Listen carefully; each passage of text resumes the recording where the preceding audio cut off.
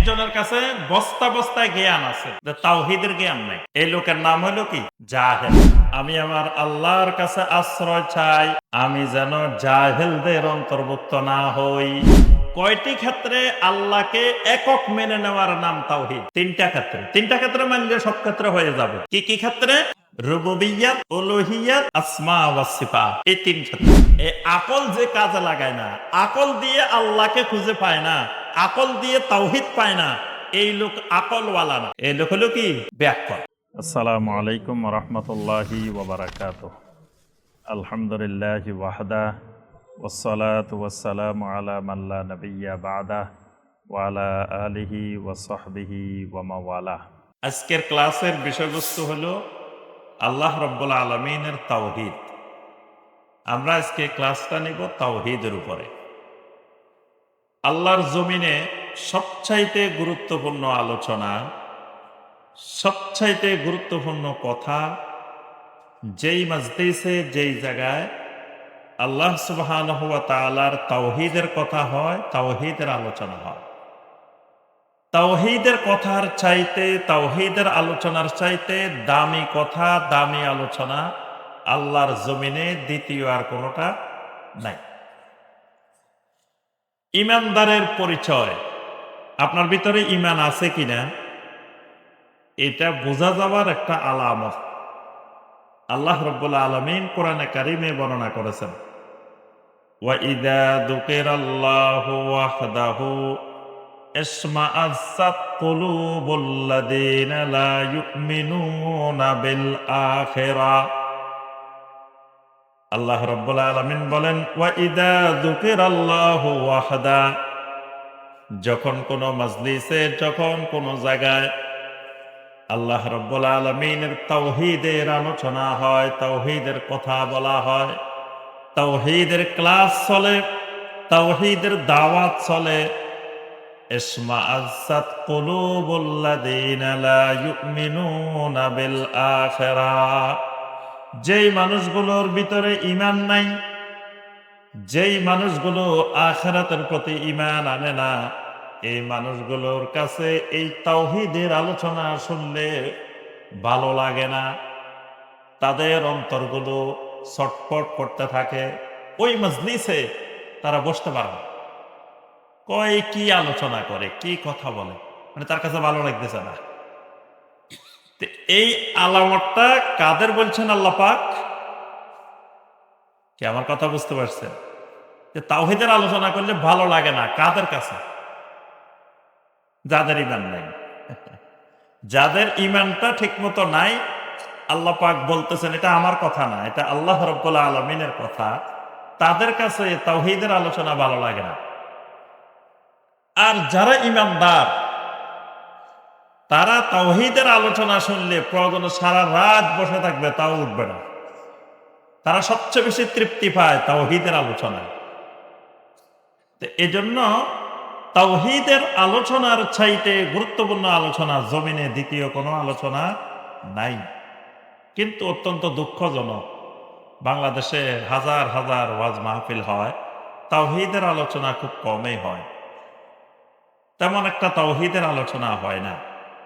শুধুমাত্র আহলুল হাদিসদের মাহফিলগুলোতে কিছু কিছু তাওহীদের আলোচনা হয়। এর বাহিরে আর তেমন একটা তাওহীদের আলোচনা দেখা যায় না। আল্লাহ রাব্বুল আলামিন আমাদেরকে তাওহীদ জানার, তাওহীদ বুঝার, তাওহীদ মানার, তাওহীদের উপরে ইস্তেকামত থাকার তৌফিক দান করুন। আমরা আলোচনা করব প্রথমে তাওহীদ কাকে বলে, তাওহীদটা কি। তারপরে আলোচনা করব তাওহীদের একটা কালেমা আছে, এই কালেমাটা কি। তাওহীদের অনেক দিক আছে, আমরা সব দিকে যাওয়া যাবে না, অল্প সময় ক্লাস, এজন্য শুধু কয়েকটা দিক। তাওহীদ কাকে বলে, তাওহীদের কালেমা, তাওহীদের প্রকারভেদ, তাওহীদ কয় প্রকার, এই কয়টা দিক আমরা আলোচনা করে আলোচনা শেষ করব ইনশাআল্লাহ।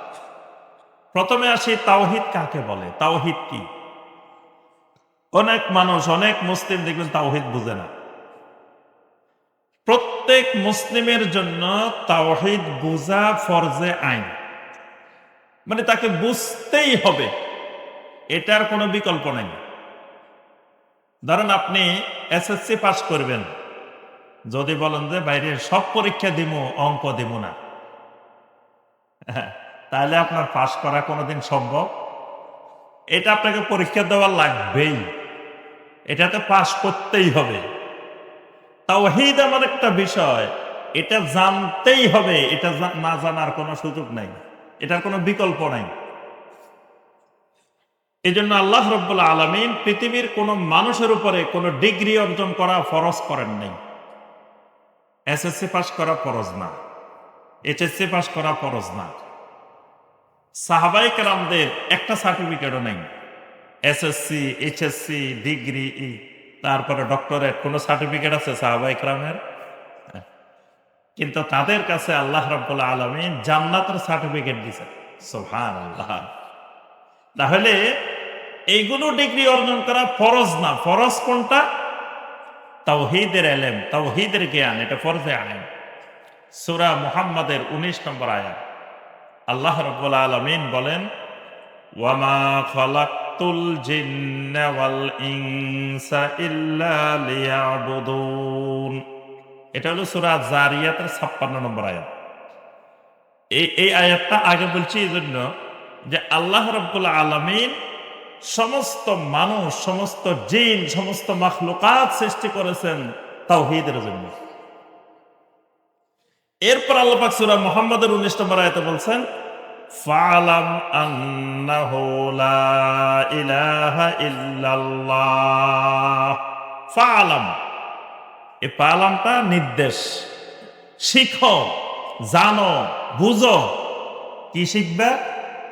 আন্নাহু লা ইলাহা ইল্লাল্লাহ, যেটার জ্ঞান অর্জন করবা সেটা লা ইলাহা ইল্লাল্লাহর জ্ঞান।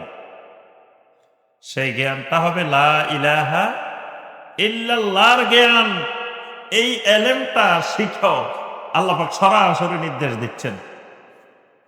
এই এলেম দ্বারা শিখে, এই এলেম যাদের কাছে আছে এদেরকে আল্লাহ পাক নাম দিয়েছেন উলুল ইলম। উলুল ইলম, ইলম ওয়ালা। একজনের কাছে বস্তা বস্তায় জ্ঞান আছে, যে তাওহীদের জ্ঞান নাই, এই লোকের নাম হলো কি? জাহেল। এই লোকের নাম কি? আবু জাহেল। নাম শুনছি না আমরা? আবু জাহেলের কাছে জ্ঞান ছিল না? ছিল। লেখাপড়া জানতো? হ্যাঁ, জানতো। মানে কি? ওই জামানার, ওই এলাকার সবচেয়ে বড় শিক্ষিত, বড় পণ্ডিত, বড় বুদ্ধিজীবী। কিন্তু নবী সাল্লাল্লাহু আলাইহি ওয়াসাল্লাম নাম দিয়েছেন কি? আবু জাহাল। খালি জাহেল না, জাহেলের বাপ, জাহেলের লিডার, জাহেলের নেতা। তো এত জ্ঞান বিজ্ঞান, এত লেখাপড়া, এত বড় বুদ্ধিজীবী, কিন্তু নাম হয়েছে আবু জাহাল। তাহলে তার কাছে সব জ্ঞান আছে, একটা জ্ঞান নেই। কিসের জ্ঞান নাই? তাওহীদের জ্ঞান নাই। এজন্য সার্টিফিকেট বস্তা বস্তায় থাক, জ্ঞান যতই থাক, তাওহীদের জ্ঞান যার কাছে নাই তার নাম জাহেল। তাওহীদের জ্ঞান যার কাছে আছে তার নাম উলুল ইলম। হয়তো একটা সার্টিফিকেটও নাই, সে এসএসসিও পাস করে নাই, কোনোদিন স্কুলেও যায় নাই, মাদ্রাসায়ও যায় নাই, কিন্তু তাওহীদের ইলম আছে। এই লোকের নাম উলুল ইলম। আমি দুইটা আয়াত বলি, তাহলে আরো ভালো করে বুঝতে পারবেন। মুসা আলাইহিস সালামকে আল্লাহ রাব্বুল আলামিন বললেন, একটা গরু জবাই করো। মুসা আলাইহিস সালাম তার কওমকে এসে বললেন, আল্লাহ তোমাদেরকে নির্দেশ দিয়েছেন আন তাযবাহু বাকারা, একটা গরু জবাই করো। এখন বনি ইসরাইল মুসা আলাইহিস সালামের উম্মত জিজ্ঞেস করে, আচ্ছা গরুটা কিরকম বয়সের হবে? গরুটার রং কেমন হবে? গরুটা কি পানি টানানো হয়েছে, কাজ করানো হয়েছে এরকম হইব, নাকি কাজ করানো হয় নাই এরকম হইব? তো মুসা আলাইহিস সালামের জবাবটা শুনেন। মুসা আলাইহিস সালাম জবাব দিচ্ছেন কি? ক্বালা আউযু বিল্লাহি আন আকুনা মিনাল জাহিলিন। মুসা আলাইহিস সালাম বলতেছেন, আউযু বিল্লাহি আন আকুনা মিনাল জাহিলিন, আমি আমার আল্লাহর কাছে আশ্রয় চাই, আমি যেন জাহেলদের অন্তর্ভুক্ত না হই। এই মানুষগুলারে যেগুলো এই প্রশ্ন করতেছে, মুসা আলাইহিস সালাম নাম দিলেন কি? জাহেল। এখন মানুষ এগুলোকে লেখাপড়া জানে না।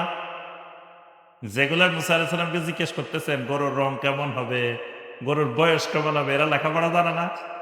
জানে, কিন্তু এদের ভিতরে তাওহীদ ঢুকে নাই, তাওহীদের জ্ঞান ঢুকে নাই। যদি তাওহীদের জ্ঞান ঢুকতো প্রশ্ন এগুলা করতো না। আল্লাহ বলছে গরু জবাই করতে, বাদ গরু জবাই করে দিবে আনি। এত প্রশ্নের কি দরকার? প্রশ্ন করা মানে মানুষ এগুলার মধ্যে তাওহীদের জ্ঞান নাই। তো মুসা আলাইহিস সালাম মানুষ এগুলার নাম দিয়েছেন কি? আরে আমার কথা মনে হয় বুঝেন নাই। মুসা আলাইহিস সালাম মানুষ এগুলাকে নাম দিয়েছেন কি? জাহেল। তাহলে বোঝা যায় তাওহীদের জ্ঞান না থাকলে ওই মানুষটার নাম হলো কি? জাহেল। যত লেখাপড়া জানুক, যত শিক্ষিত হোক। আবার জাগতিক লেখাপড়া নাই কিন্তু তাওহীদের জ্ঞান আছে, তার নাম উলুল ইলম, ইলম ওয়াল। সূরা আলে ইমরানের 18 নম্বর আয়াত আল্লাহ রাব্বুল আলামিন ঘোষণা করেন, শাহিদাল্লাহু আন্নাহু লা ইলাহা ইল্লা হুয়া ওয়াল মালাইকাতু ওয়া উলুল ইলমি কাইমান বিল কিসত লা ইলাহা ইল্লা হুয়াল আজিজুল হাকীম। আল্লাহ রাব্বুল আলামিন বলেন, শাহিদ আল্লাহু, আল্লাহ সাক্ষী দিতেছেন, আন্নাহু লা ইলাহা ইল্লাহু, আল্লাহ ব্যতীত সত্য আর কোনো মাবুদ নাই, ওয়াল মালাইকাতু, এই সাক্ষীটা আল্লাহর যত ফেরেশতা আছেন সমস্ত ফেরেশতারাও এটা সাক্ষী দিচ্ছেন, ওয়া উলুল ইলমি কাইমান বিল কিসত, উলুল ইলমেরাও সাক্ষী দিতেছে। মানে আল্লাহ নিজে সাক্ষী দিতেছেন, ফেরেশতারা সাক্ষী দিতেছেন। তা আল্লাহর ফেরেশতার বাহিরে যারা সাক্ষী দেয় তারা কারা? মানুষ। মানুষও হইতে পারে, জিনও হইতে পারে। ফেরেশতার কথা আল্লাহ আলাদা করে বলে দিচ্ছেন। তাহলে ফেরেশতার বাহিরে মানুষ আছে আর জিন আছে। তাহলে মানুষ আর জিনের মধ্যে যারা এই লা ইলাহা ইল্লাল্লাহর সাক্ষী দেয়, যাদের কাছে এই জ্ঞান আছে, এদেরকে আল্লাহ পাক নাম দিয়েছেন উলুল ইলম। আল্লাহ পাক বলেন নাই ফেরেশতারা সাক্ষী দেয় এবং মানুষেরা সাক্ষী দেয়, বলেন মানুষ বলেন নাই, বলছেন কি? উলুল ইলম। যারা তাওহীদের সাক্ষী দেয়, তাওহীদের জ্ঞান আছে, এদেরকে বলছেন উলুল ইলম, এরা ইলম ওয়ালা। তাহলে তাওহীদের এলেমটাই জমিনে একমাত্র এলেম, নিশ্চিত এলেম। এটা এলেমের রূহ। এই এলেম লাগবেই, আপনাকে শিখতে হবেই। যেভাবে পারেন সেভাবে শিখতে হবে। কারণ কেন শিখতে হবে? কারণ তাওহীদের উপরে যদি আপনি মৃত্যু পর্যন্ত ইস্তেকামত থাকেন, তাহলে মৃত্যুকালে জান্নাতের সুসংবাদ আসবে। সুবহানাল্লাহ। আল্লাহ পাক সূরা ফুসসিলাতের 30 নম্বর আয়াত থেকে আল্লাহ পাক বলছেন, ইন্নাল্লাযীনা ক্বালু রাব্বুনাল্লাহ সুম্মা ইসতাকামু তাতানাসসালু আলাইহিমুল মালাইকাতু আল্লা তাখাফু ওয়া লা তাহজানু ওয়া আবশিরু বিল জান্নাতিল্লাতী কুনতুম তুআদুন। আল্লাহ রাব্বুল আলামিন বলেন, ইন্নাল্লাযীনা ক্বালু রাব্বুনাল্লাহ, যেই মানুষগুলো বলে রাব্বুনাল্লাহ, আমাদের রব হইলেন একমাত্র আল্লাহ, মানে যারা তাওহীদ ওয়ালা। সুম্মা ইসতাকামু, খালি ঘোষণা দিয়ে শেষ করে নাই, সুম্মা ইসতাকামু, মৃত্যু পর্যন্ত তাওহীদের উপরে, এই ঘোষণার উপরে ইস্তেকামত থাকে, দৃঢ় থাকে, সাবেত থাকে। একবার হয়তো ঘোষণা দিছে, কয়দিন পরে ঘোষণা থেকে সরে গেছে, এরকম না। একেবারে মৃত্যু পর্যন্ত এটার উপরে সাবেত আছে, ইস্তেকামত আছে। তাতানাসসালু আলাইহিমুল মালাইকা, মৃত্যুকালে আল্লাহ রাব্বুল আলামিনের রহমতের ফেরেশতারা তার কাছে এসে হাজির হয়ে যান। ফেরেশতারা এসে তাকে বলতে থাকেন, আল্লাহ তাখাফু ওয়ালা তাহজানু, ও আল্লাহর বান্দা, ও আল্লাহর বান্দি, তোমার কোনো ভয় নাই, তোমার কোনো চিন্তা পেরেশানি নাই। ওয়া আবশিরু বিল জান্নাতিল্লাতী কুনতুম তুআদুন, আমরা এসেছি তোমাদেরকে জান্নাতের সুসংবাদ শোনাইতে। সুবহানাল্লাহ। তাহলে তাওহীদ জানার পরে, তাওহীদ মানার পরে, তাওহীদের উপরে ইস্তেকামত থাকলে মৃত্যু পর্যন্ত, মৃত্যুকালে জান্নাতের সুসংবাদ পাওয়া যায়। সুবহানাল্লাহ। তাওহীদ নিয়ে কবরে গেলে আল্লাহ রাব্বুল আলামিন জান্নাত দিবেন। তাওহীদ ছাড়া কবরে গেলে কোনোদিনও জান্নাত পাওয়া সম্ভব না। অসংখ্য হাদিস। আল্লাহ রাসূল সাল্লাল্লাহু আলাইহি ওয়াসাল্লাম বলেন, মান কানা আখিরু কালামিহি লা ইলাহা ইল্লাল্লাহ দাখালাল জান্নাহ, যেই লোকের সর্বশেষ কালাম, সর্বশেষ কথা লা ইলাহা ইল্লাল্লাহ দাখালাল জান্নাহ, সে কোথায় যাবে? জান্নাতে প্রবেশ করবে। সুবহানাল্লাহ। মান মাতা ওয়া হুয়া ইয়ালামু আন্নাহু লা ইলাহা ইল্লাল্লাহ দাখালাল জান্নাহ, যেই লোকটা এমন অবস্থায় মারা গেল, ওয়া হুয়া ইয়ালামু, তার কাছে এলেম আছে, তার কাছে জ্ঞান আছে, সে জানে, আন্নাহু লা ইলাহা ইল্লাল্লাহ, লা ইলাহা ইল্লাল্লাহর জ্ঞান আছে। তাহলে লা ইলাহা ইল্লাল্লাহর এলেম নিয়ে যদি মৃত্যুবরণ করে, নবী সাল্লাল্লাহু আলাইহি ওয়াসাল্লাম বলেন দাখালাল জান্নাহ, এই লোক জান্নাতে প্রবেশ করবে। সুবহানাল্লাহ। যেই লোকের কাছে তাওহীদের জ্ঞান নাই, তাওহীদ নিয়ে কবরে যায় নাই, এই লোকের জন্য আল্লাহ রাব্বুল আলামিন জান্নাতকে হারাম করে দেন। সূরা আল মায়েদার ৭২ নম্বর আয়াত, ইন্নাহু মান ইউশরিক বিল্লাহি ফাকাদ হারামাল্লাহু আলাইহিল জান্নাহ, যেই লোকটা আল্লাহ রাব্বুল আলামিনের সাথে শিরিক করে, অর্থাৎ তাওহীদ নাই যার কাছে, ফাকাদ হারামাল্লাহু আলাইহিল জান্নাহ, আল্লাহ রাব্বুল আলামিন তার জন্য আল্লাহর জান্নাতকে হারাম করে দেন। নাউযুবিল্লাহ। তাহলে বোঝা গেল তাওহীদ নিয়ে কবরে গেলে জান্নাত, তাওহীদ ছাড়া কবরে গেলে, তাহলে আমরা কি জান্নাত চাই না জাহান্নাম চাই? জাহান্নামে কে কে যাইতে চান? একটু হাত তোলেন তো। জাহান্নামে কে কে যাইতে চান? একজনও চাই না। আল্লাহুম্মা আজিরনা মিনান নার, আল্লাহ আমাদেরকে জাহান্নাম থেকে আপনি বাঁচান, জাহান্নাম থেকে রক্ষা করেন।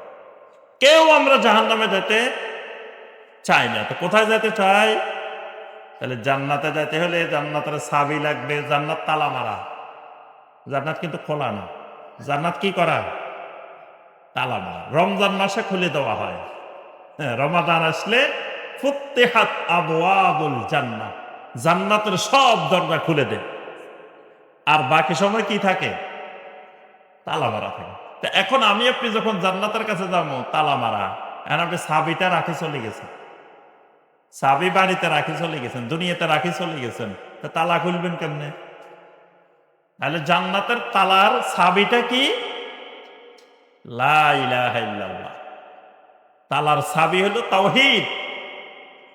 তাওহীদ যদি থাকে তালা খুলবে, তাওহীদ নাই, জান্নাতের তালাও খোলার সম্ভাবনা নেই।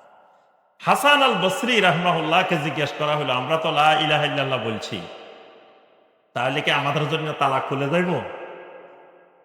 হাসান আল বসরি রাহমাহুল্লাহ সুন্দর একটা কথা বলছেন, যে তালা তো, চাবি তো আছে, লা ইলাহা ইল্লাল্লাহ বলছো, তবে চাবিটাকে পরীক্ষা করে দেখছো চাবির মধ্যে দাঁত আছে কিনা? কারণ চাবির তো মূল জিনিস দাঁত। এখন তুমি এমন এক চাবি নিয়ে গেছো দাঁতে নাই, তোমার এই চাবি দিয়ে যত ঘুরাইবা তালা খুলবে না। আবার এমন দাঁত হইলেও হবে না, তোমার এই চাবির দাঁতের সাথে জান্নাতের তালা যেটা লাগানো, ওইটার দাঁতের তালার সাথে মিলা লাগবে।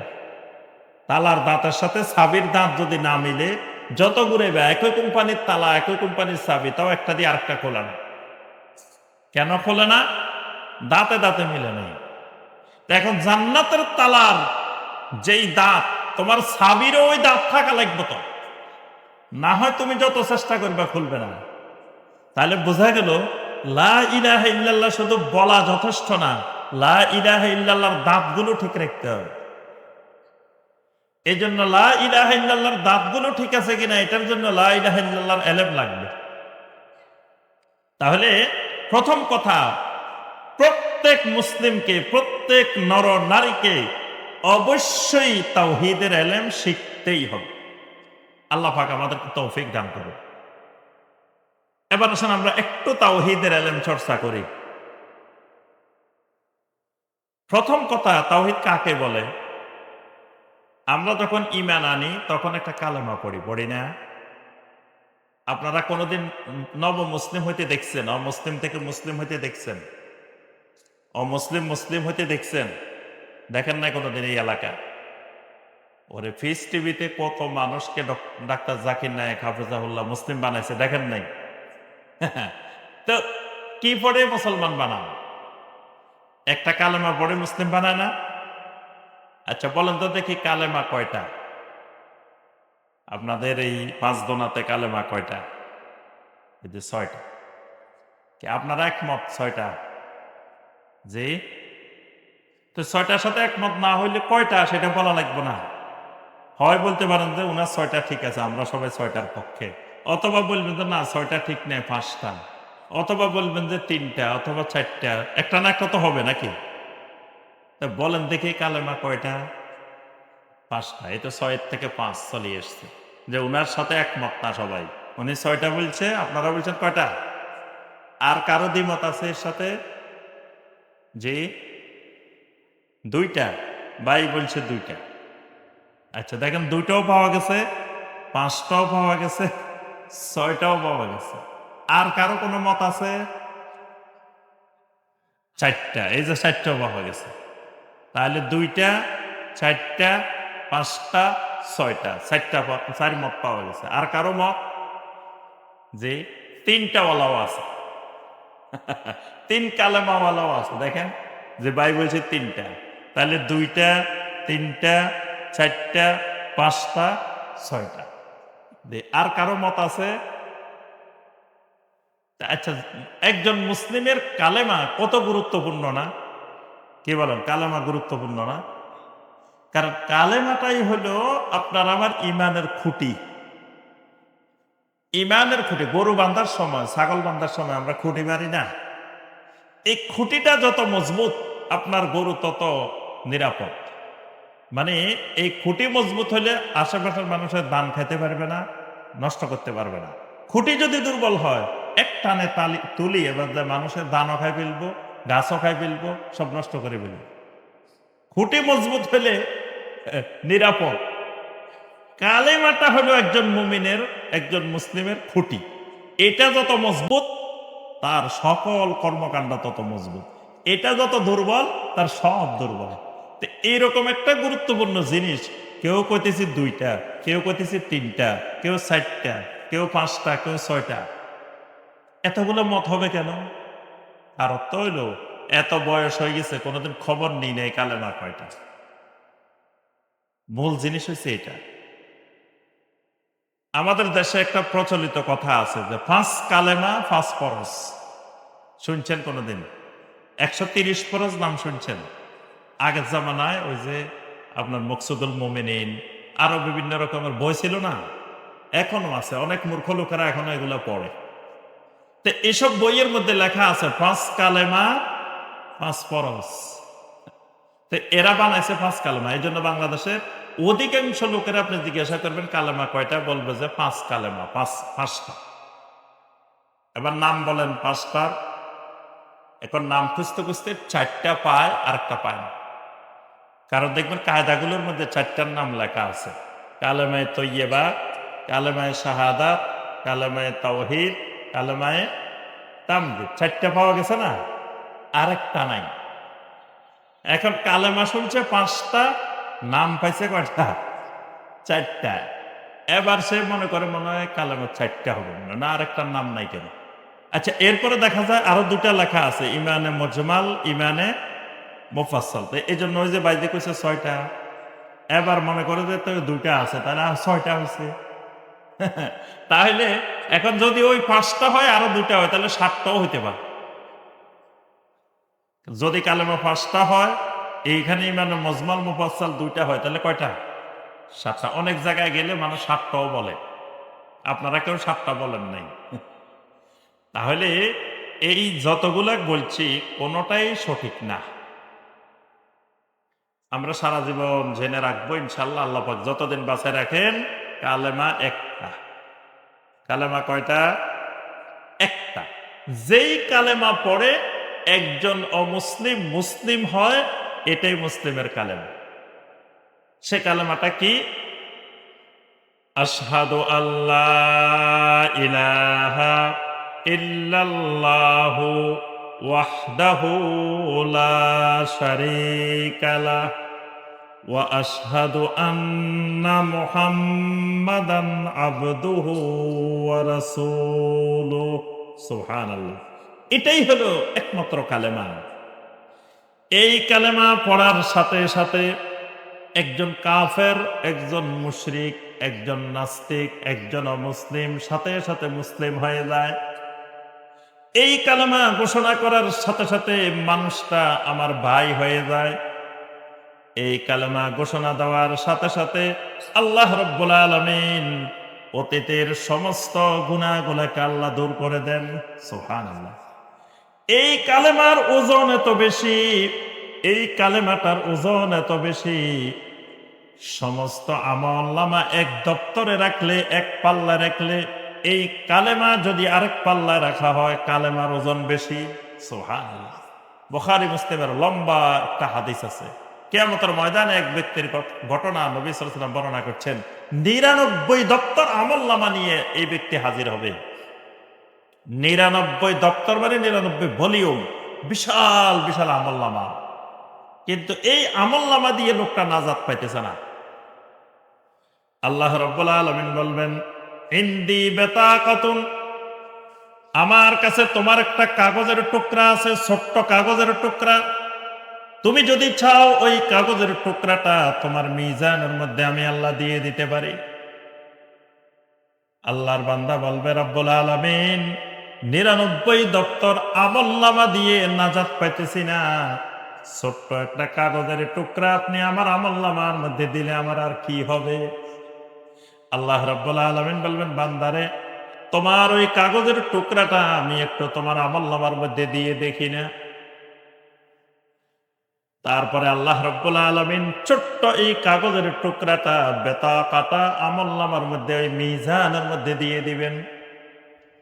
যেই ছোট্ট কাগজের টুকরাটার মধ্যে লেখা আছে আশহাদু আল্লাহ ইলাহা ইল্লাল্লাহু ওয়াহদাহু লা শারীকা লাহ। আপনারা একটু পড়েন না, ওয়া আশহাদু আন্না মুহাম্মাদান আবদুহু ওয়া রাসূলুহু। সুবহানাল্লাহ। আল্লাহ রাসূল সাল্লাল্লাহু আলাইহি ওয়াসাল্লাম বলেন, এক পাশে 99 দপ্তর আমলনামা, তুদাউ সিজিল্লাত ফি কাফাতিন ওয়াল বিতাকাতু ফি কাফাতিন। এক পাশে 99 দপ্তর আমলনামা, আরেক পাশে ছোট্ট এই কাগজের টুকরা। ফাতাশাতিস সিজিল্লাত ওয়া সাকুলাতিল বিতাকা। নবী সাল্লাল্লাহু আলাইহি ওয়াসাল্লাম বলেন, ছোট্ট কাগজের টুকরাটা দেওয়ার সাথে সাথে যেই পাশে ছোট্ট কাগজের টুকরাটা এটা জমিনের সাথে লেগে গেছে, 99 দপ্তর আমলনামার দিকটা উপরের দিকে উঠে গেছে। তার অর্থ কি?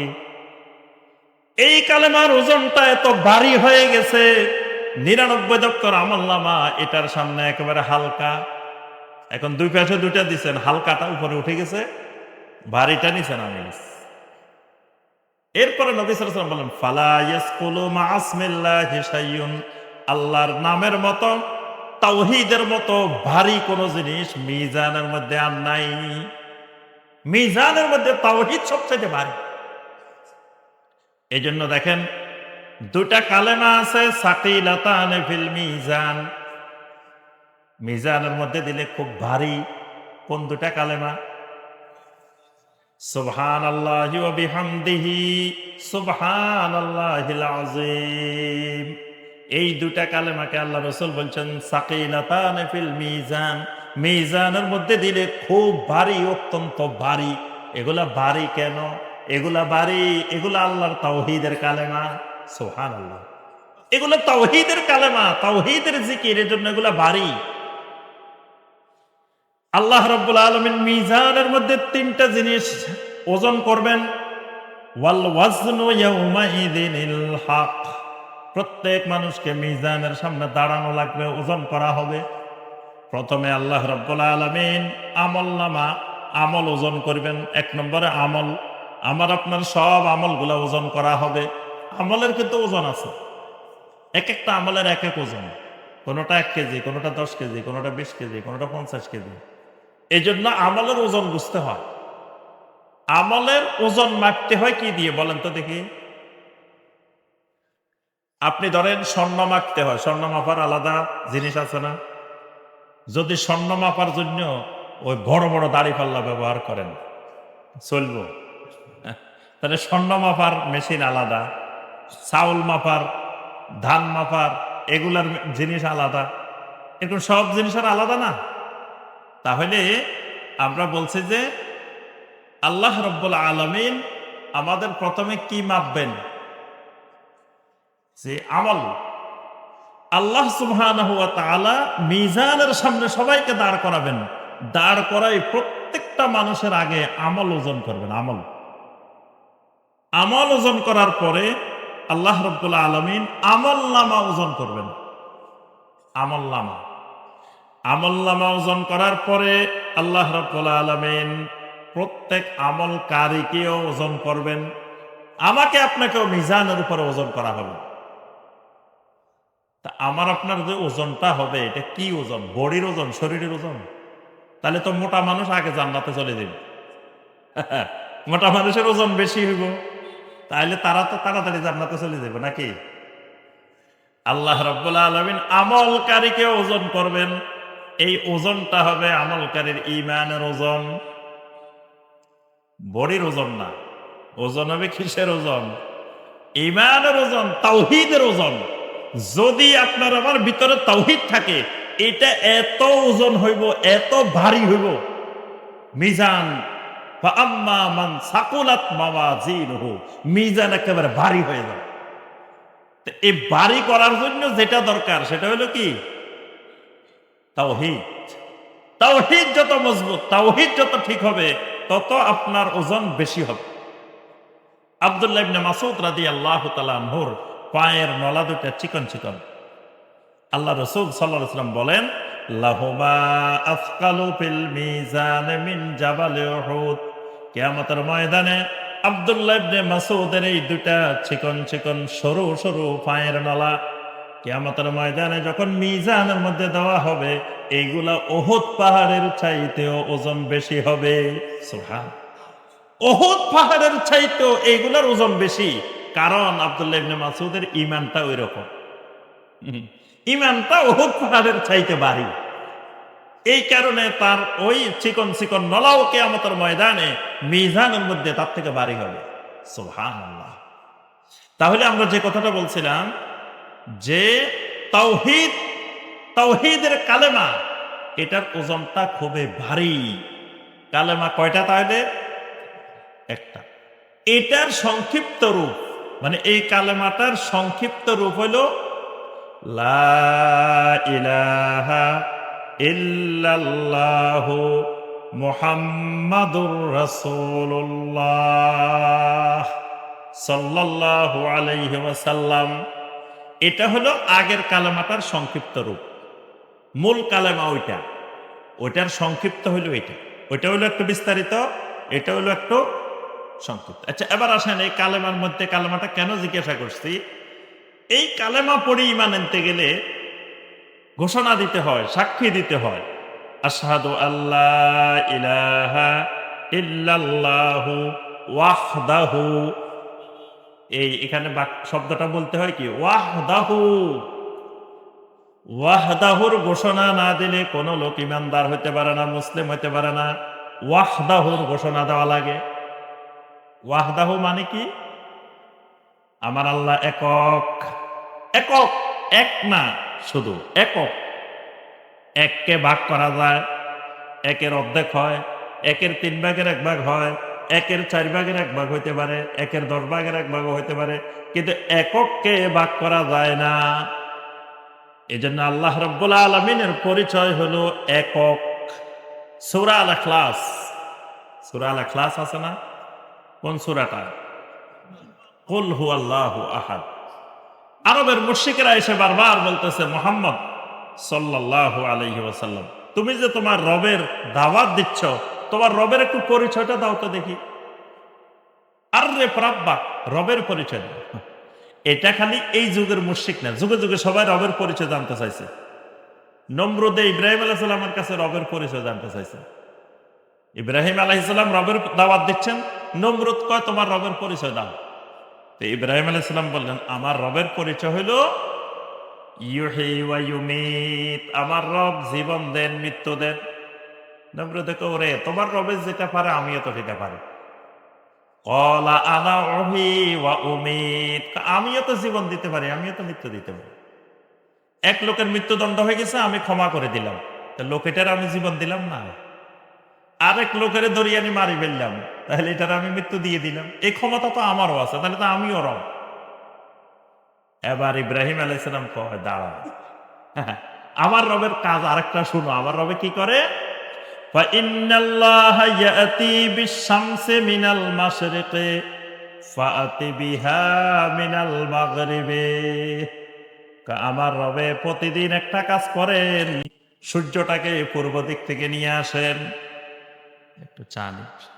আমার রব সব সময় সূর্যটাকে পূর্ব দিক থেকে আনে। তো তোমার মধ্যেও যদি রবের ক্ষমতা থাকে, তুমিও যদি রব হও, ফাআতি বিহা মিনাল মাগরিবি, তুমি সূর্যটাকে পশ্চিম দিক থেকে নিয়ে আসো। তাহলে এবার যদি রব হও, দেখাই দাও। তোমার কাছে যেহেতু রবের সব আছে, তো সূর্যটা আমার রব পূর্ব দিক থেকে আনে, তুমি পশ্চিম দিক থেকে আনো। বা বুহিতাল্লাযী কাফার, নমরুদ আবার কি জবাব দিব আর খুঁজে পায় না। কি বলবো, এটাই আর সে খুঁজে পাচ্ছে না, হতভম্ব হয়ে গেছে। তাহলে বোঝা যায় যুগে যুগে সব কাফেরেরা রবের পরিচয় জানতে চাইছে। মুসা আলাইহিস সালামের কাছে ফেরাউন রবের পরিচয় জানতে চাইছে। তো মুসা আলাইহিস সালামকে জিজ্ঞাসা করছে, তোমার রব কোথায়? মুসা আলাইহিস সালামকে জিজ্ঞেস করছে, রব কোথায়? আপনারা বলেন তো আল্লাহ কোথায়? অনেকে বলে নাই, মানে আল্লাহ কোথায় জানেন না। কোথায় আল্লাহ? হ্যাঁ, প্রথম বলতে হবে আল্লাহ উপরে। আল্লাহ কোথায়? আল্লাহকে একটা জায়গার মধ্যে সীমাবদ্ধ করা যাবে না। আল্লাহ উপরে। উপরে কোথায়? আরশের উপর। উপরে মূল কথা, আল্লাহু ফিস সামা, আল্লাহ উপরে। এখন মুসা আলাইহিস সালামকে ফেরাউন জিজ্ঞেস করে, তোমার রব কোথায়? তো মুসা আলাইহিস সালামকে, আমার রব উপরে। আর এখন বর্তমান বাংলাদেশের মুসলমানকে জিজ্ঞাসা করলে রব কোথায়? রব তো সব জায়গায় বিরাজমান। এরকম বলে না? আল্লাহ সব জায়গায় বিরাজমান। তো জমিনে তো ভালো জায়গা, খারাপ জায়গা, কত রকমের জায়গা আছে না? তা আল্লাহ সুবহানাহু ওয়া তাআলা কি সব জায়গায় থাকেন? এগুলো পালাই দেন, এই লেবু টেবু সব পালাই এমনি দেন। তাহলে রব কোথায় থাকেন? উপরে। এখন যখন জিজ্ঞাসা করলো যে রব কোথায়, মুসা আলাইহিস সালাম বললেন কোথায়? উপরে। এখন ফেরাউন কয়, তার মন্ত্রী হামানের এটা কি করতেছে, হামান একটা মই বানাও, একটা সিঁড়ি বানাও। মুসার রব নাকি উপরে থাকে, আমি একটু উপরে উঠে দেখে আসি উকি দিয়ে। আমি একটু উকি দিয়ে মুসার রবকে দেখে আসি, মুসার রব উপরে কোথায় আছে। আরো অনেক কথাবার্তা হচ্ছে মুসা আলাইহিস সালামের সাথে, আমরা ওইদিকে যাচ্ছিলাম। মূল কথা, যুগে যুগে সব কাফের মুশরিকেরা রবের পরিচয় জানতে চাইছে। আর রবের পরিচয় জানাটা সবার আগে জরুরি। আচ্ছা, এখন আসেন, নবী সাল্লাল্লাহু আলাইহি সাল্লামের কাছেও রবের পরিচয় জানতে চাইছে। আল্লাহ পাক তখন সূরা আল ইখলাস নাযিল করছেন, নাযিল করে রবের পরিচয় জানাই দিয়েছেন। তো রবের পরিচয় কি? কুল হুয়াল্লাহু আহাদ। রাসূল আপনি পরিচয়টা দিয়ে দেন, জানাই দেন। আমার রব যিনি, তার নাম হলো আল্লাহ। 1 নম্বর পরিচয় আমার রবের নাম, কারণ এটাতে তাদের দ্বিমত নাই। আরবের মুশরিকেরা কিন্তু আল্লাহরে চিনে। এই জন্য দেখেন, এত মূর্তি বানাইছে, এত দেবতা বানাইছে, কিন্তু আল্লাহ নামে কোনো মূর্তি, কোনো দেবতা বানায় না। আরবের মুশরিকেরা যুগে যুগে 360টা মূর্তি বানাইছে না, কিন্তু আল্লাহ নামে কোনো মূর্তি বানায় না।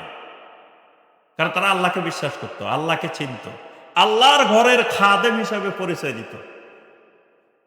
আল্লাহর ঘরের খাদেম, তা আল্লাহরে বিশ্বাস না করলে এটা আল্লাহর ঘর বিশ্বাস করতো কেমনি?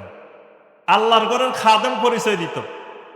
আব্রাহা যখন আল্লাহর ঘর ভাঙতে আসছে, আব্রাহা আল্লাহর ঘর ভাঙতে আসছে সেই সুদূর ইয়ামান থেকে, তখন মাত্র প্রথমে আব্দুল মুত্তালেবের 100 উট ছিনতাই করে নিয়ে গেছে। আব্দুল মুত্তালেবের 100 উট নিয়ে গেছে। আব্দুল মুত্তালেবের কাছে এই খবরটা আসছে যে 100 উট নিয়ে গেছে কে? কথা বলেন। আব্দুল মুত্তালেবের 100 উট নিয়ে গেছে কে? আব্রাহা। কেন নিয়ে গেছে? ওই একটা ভীতিকর পরিবেশ সৃষ্টি করার জন্য, যে একটা ভীতিকর পরিস্থিতি সৃষ্টি করে, মানে মক্কার মানুষের মধ্যে একটা ভয় সৃষ্টি করে দিবেন। এখন আব্দুল মুত্তালেব দেখা করতে গেছে। কার সাথে? আব্রাহার সাথে দেখা করতে গেছে। দেখা করতে গিয়ে এখন আব্দুল মুত্তালেবের নাম শুনছে আগে থেকে আব্রাহা, যে মক্কা মুকাররমায় এক বড় নেতা আছে, তার নাম আব্দুল মুত্তালিব। এখন বড় নেতা আসছে, দেখা করবেন কার সাথে? আব্রাহার সাথে আব্দুল মুত্তালিব। এখন দেখা হয়েছে, আব্দুল মুত্তালিবকে বলছে, আচ্ছা আপনি কি সিদ্ধান্ত নিয়েছেন, কি জন্য আসছেন বলেন। আব্দুল মুত্তালিব জবাব দিল, আপনি আমার 100 উট নিয়ে আসছেন, উটগুলা দিয়ে দেন, এই কারণে আসছে। আরে আমি এতদিন পর্যন্ত শুনছিলাম আব্দুল মুত্তালিব নামে বড় এক নেতা আছে, কিন্তু এখন দেখলাম আব্দুল মুত্তালিব নামে যে নেতা, এত ছোট মন মানসিকতা, ক্ষুদ্র মন মানসিকতা। আমি এসছি আল্লাহর ঘর ভাঙ্গি ফেলার জন্য, যে ঘরের সেই মোতাওয়াল্লি, সেই ঘর ভাঙ্গার জন্য আসছি। সেই ঘর নিয়ে কোনো কথা আমার সাথে বলতে আসে নাই, সামান্য তার 100টা উট নিয়ে আসছি, এই উটের কথা বলতে আসছে আমার কাছে। এখন আব্দুল মুত্তালিব উঠি বলে, শোনো, ইন্না লিল বাইতে রাব্বান ওয়ালিল ইবিলি রাব্বান। ও আব্রাহা শোনো, তুমি যে ঘরটা বানতে আসছো, ওই ঘরেরও একজন রব আছেন। ইন্না লিল বাইতে রাব্বান, তুমি যে ঘর ধ্বংস করতে আসছো, ওই ঘরের রব আলাদা, ওই ঘরের রব আমি না। আনা রব্বাতুল ইবিল, তুমি যে 100টা উট নিয়ে আসছো দখল করে, জোর করে ছিনতাই করছো, এই উটগুলার রব হইলাম, উটগুলার মালিক আমি। এই কারণে আমি আমার উট নিতে আসছি, আমি ওই ঘরের কথা বলতে আসি নাই। ওই ঘরের যিনি রব, ওই ঘরের যিনি মালিক, তিনি তোমার সাথে বোঝাপড়া করবেন। ওই বোঝাপড়া আমার দরকার নাই, ওইটার মালিক যিনি, ওই মালিকে তোমার সাথে বোঝাপড়া করবেন। এই জন্য আমি ওই ব্যাপারে কোনো কথা বলি নাই।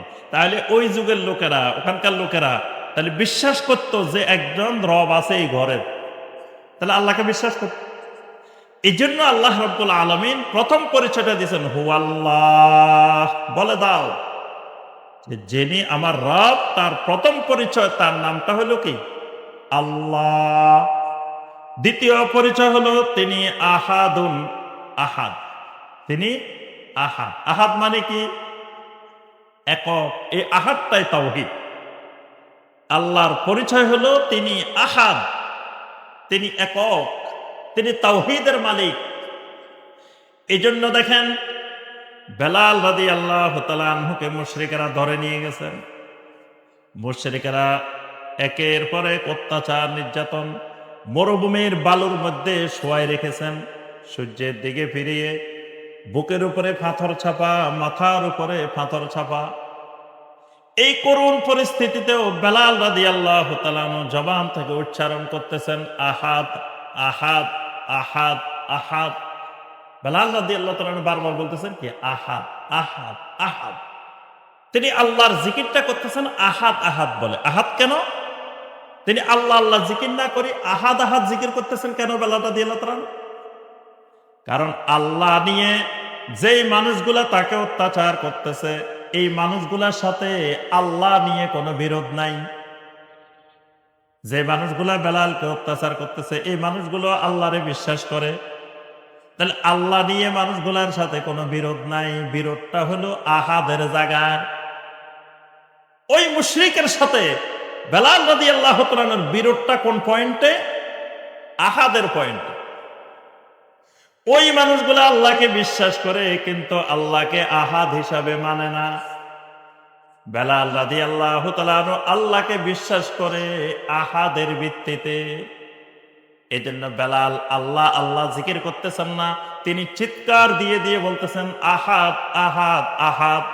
নবী সাল্লাল্লাহু আলাইহি ওয়াসাল্লাম পাশ দিয়ে হেঁটে যাচ্ছেন আর বলতেছেন বেলাল ইসবের ইসবের, বেলাল রে সবর ধরো, আহাদুন ইউনজিকা, তুমি যে আহাদের জিকির করতেছো ওই আহাদ তোমাকেও ছেড়ে নাজাত দিবে। সুবহানাল্লাহ।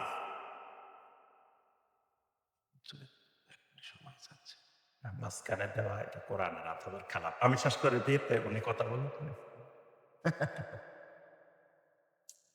কোরআনের মাজলিসে মাঝখান দিয়ে কথা বলাটা ঠিক হবে না। এই জন্য হয় আমি শেষ করে দিই তারপরে, তাহলে একটু বসেন ইনশাআল্লাহ, আমরা অল্প সময় শেষ করে দিব।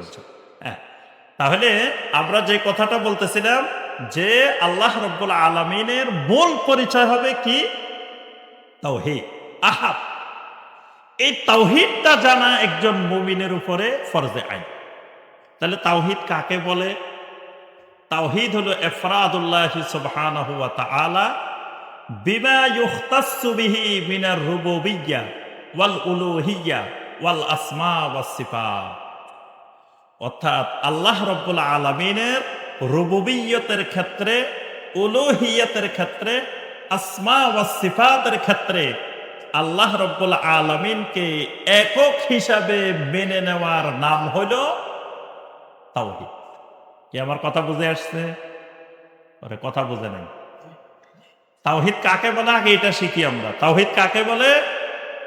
রুবুবিয়্যতের ক্ষেত্রে, উলুহিয়্যতের ক্ষেত্রে, আসমা ওয়াস সিফাতের ক্ষেত্রে আল্লাহ রাব্বুল আলামিনকে একক হিসাবে নির্ধারণ করা, একক হিসাবে মেনে নেওয়া, এটার নাম তাওহীদ। এবার বলেন দেখি কয়টি ক্ষেত্রে আল্লাহকে একক মানার নাম তাওহীদ? এবার কথা কয় না, তার অর্থ হলো বুঝে নাই। কয়টি ক্ষেত্রে আল্লাহকে একক মেনে নেওয়ার নাম তাওহীদ? তিনটা ক্ষেত্রে। তিনটা ক্ষেত্রে মানলে সব ক্ষেত্রে হয়ে যাবে। কি কি ক্ষেত্রে? রুবুবিয়্যাত, উলুহিয়্যাত, আসমা ওয়াস সিফাত, এই তিন ক্ষেত্রে। তাহলে এর মাধ্যমে দুটো জিনিস পাইলাম। একটা হলো তাওহীদ কাকে বলে এটাও পাইছি, আরেকটা হলো তাওহীদ কত প্রকার এটাও পাই গেছি। আমাদের আলোচনা কিন্তু তাওহীদ কাকে বলে এবং কত প্রকার। তাহলে তিনটা ক্ষেত্রে আল্লাহ রাব্বুল আলামিনকে একক হিসাবে মেনে নেওয়ার নাম তাওহীদ। এবার আসেন তিনটা ক্ষেত্র মানে তিনটা প্রকার। আল্লাহ রাব্বুল আলামিন আল্লাহর এই তাওহীদ খুঁজে পাওয়ার জন্য বান্দাকে কতগুলো মাধ্যম দিয়েছেন দেখেন। আল্লাহ রাব্বুল আলামিন বান্দার ফিতরতের মধ্যে তাওহীদ ঢুকাই দিয়েছেন। বান্দার ফিতরতের ভিতরে আল্লাহ রাব্বুল আলামিন তাওহীদ ঢুকাই দিয়েছেন। এজন্য প্রত্যেকটা মানব শিশু দুনিয়াতে যখন জন্মগ্রহণ করে তাওহীদ নিয়ে, তাওহীদের ফিতরত নিয়ে দুনিয়াতে জন্মগ্রহণ করে।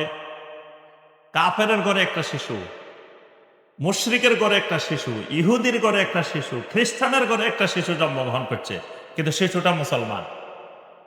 কি বলেন? ওই শিশুটা মুসলিম, সে তাওহীদ নিয়ে জন্মগ্রহণ করছে। কেন? সূরা রুমের 30 নম্বর আয়াত আল্লাহ পাক বলছেন ফিতরাতাল্লাহিল্লাতী ফাতারান নাস আলাইহা। আল্লাহ রাব্বুল আলামিন মানুষকে যখন সৃষ্টি করেন ওই সৃষ্টির ফিতরতের মধ্যে আল্লাহ রাব্বুল আলামিন তাওহীদ ঢুকাই দেন। আচ্ছা বলেন তো দেখি আমার আপনার মধ্যে তাওহীদ আছে কিনা? এবার কথা কয় না। আপনাদের প্রথম ক্লাসের শর্ত দিছি কিন্তু কথা বলতে হইব। আপনাদের মধ্যে তাওহীদ আছে কিনা? আচ্ছা ধরেন আপনার বয়স ৬০ বছর, তাহলে আপনার তাওহীদের বয়স কয় বছর?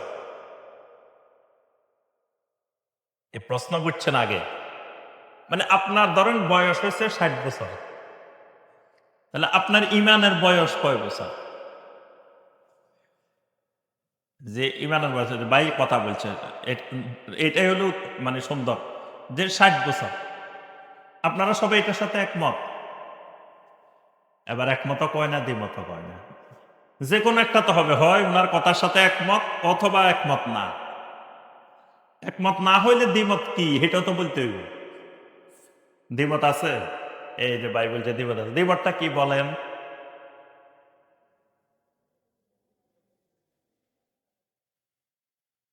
জি। তো তাহলে ৬০ বছরের লোকটার ইমানের বয়স কয় বছর? পিতা পুত্রের অঙ্ক করছেন না? ওরে এরা স্কুলে অঙ্ক করে নাই মানা।